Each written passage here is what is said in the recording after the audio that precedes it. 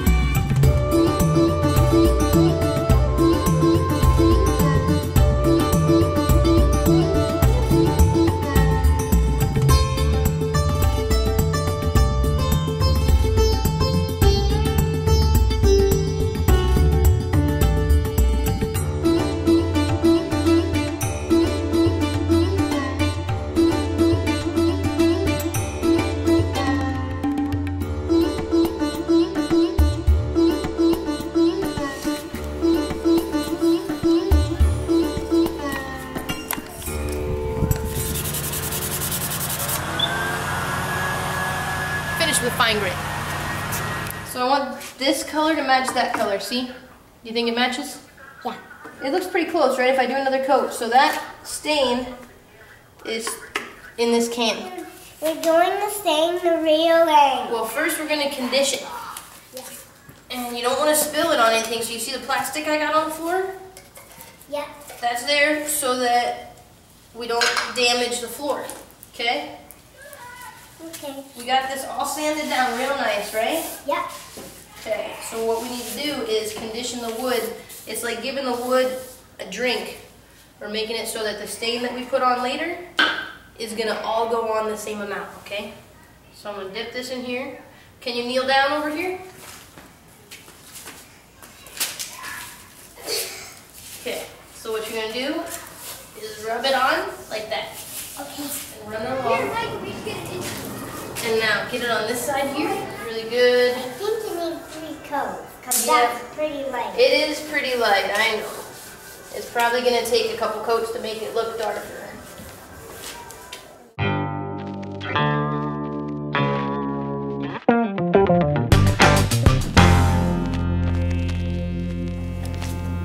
Alright, so you wait 3 hours after applying your first coat of the polyurethane.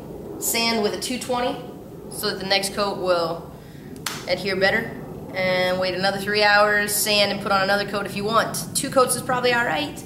I'm probably going to go for 3, maybe even 4. Good job, girls. Not too much in one spot, nice and light all over.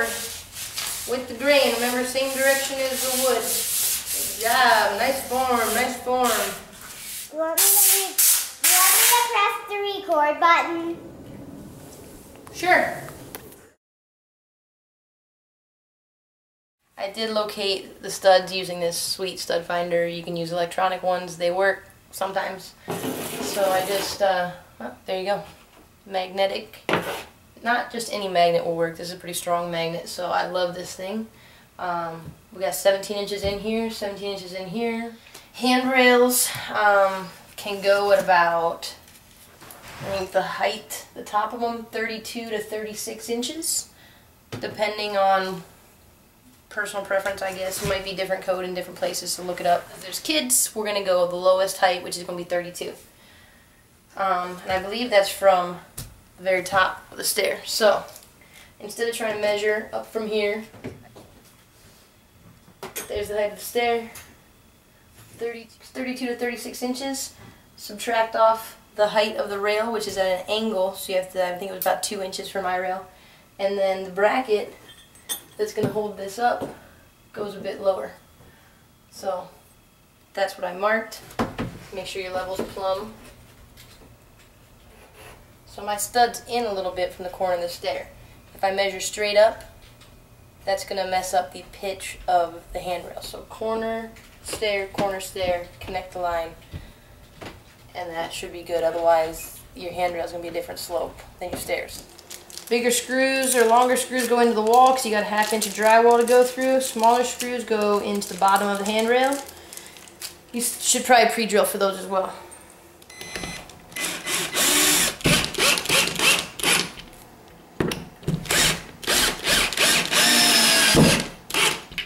Your supports should be no greater than 48 inches apart.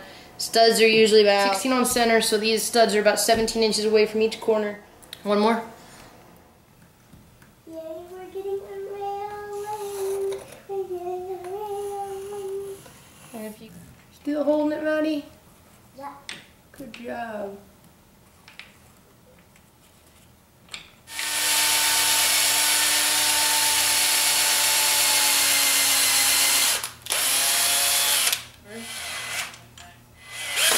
Alright, I got the hardware on here, just loose. So when I'm ready to put it on, I don't have to worry about holding it. These guys are going to be on the wall, so I'm going to glue these together. So I kind of want to remove a little bit of this stuff so that it sticks a little better. Glue might work without it, but I think this will help. And I don't know where I learned this, but I'm just going to add like a little diamond of roughness. I don't know if you can see that. That I think the glue can maybe grab onto a little better. I have no idea if this helps, but it's not going to hurt it. So I've got a crisscross pattern here. Rough this up a little bit, crisscross pattern there. When it glues on, it should grab better. I am going to go ahead and put some glue on this guy. Put it on the pre-marked spot and hit it with a finish nailer in the center because that's about 3/4 of an inch thick. And I'm going to actually crisscross the nails as it goes in here and there so that it kind of holds against the wall. There's no stud. The stud's like 2 inches to the right, so I'm not going to hit the stud in the center here. So I'm going to hit one direction, one in the other, maybe in the same hole. You're not going to see this anyway because it's going to be behind the rail. And then once I've got the rail glued on, I can still make minor adjustments to this if I like. And then I'm probably going to hit it with a brad nailer through the top here, maybe one of the sides. I'm going to get some glue.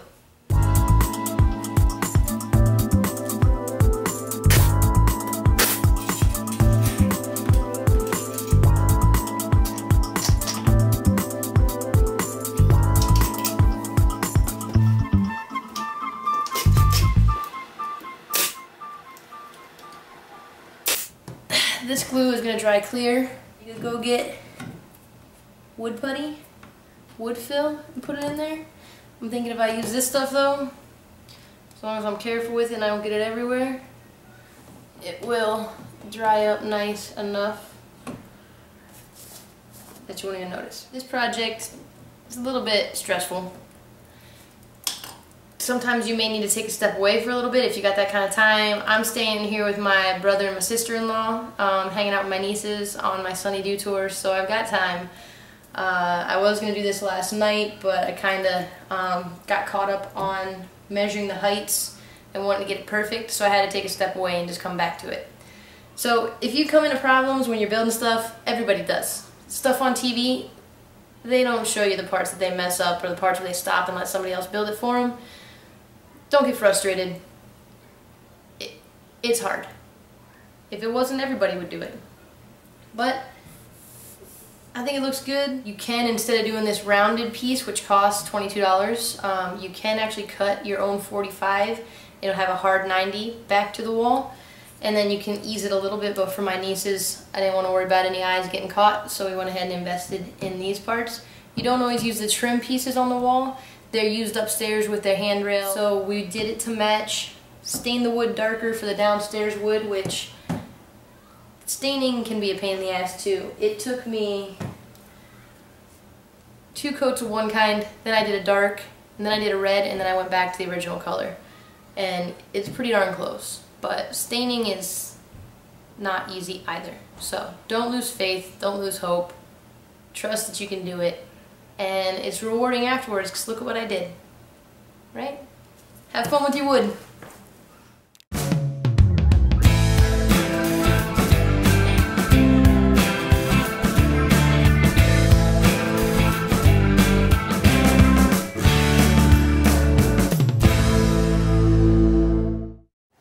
That is a good looking handrail. That is a gorgeous looking handrail. Yes, it is. I like it. And you helped me. You You sanded did, it. yes. And you helped, what is it, condition and You stain. conditioned that whole thing nearly on your own. Uh-huh. So you better be proud. Looks good. I'm proud. Woo!